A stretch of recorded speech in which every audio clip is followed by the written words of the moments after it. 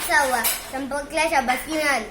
चंपक डोंगर गावी राहायचा. गाव सुंदर राहते. चंपकला गाव आवडायची. चंपकचे सुरेश मामा शहरात राहायचे. तो मामांकडे शहरात शिकायला गेला.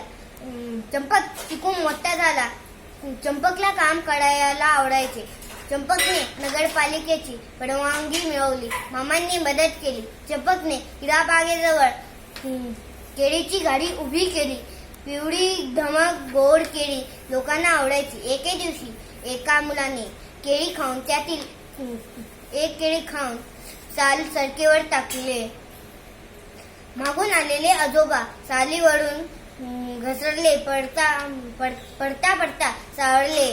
चंपक धावत मदतीला गेला. आजोबांना बाजूला नेऊन बसवला. पाणी दिला. चूक मुलाने केली, पण चूक आपलीच समजून चंपकने आजोबांची माफी मागितली. आजोबांनी शाबासकी दिली. चंपकने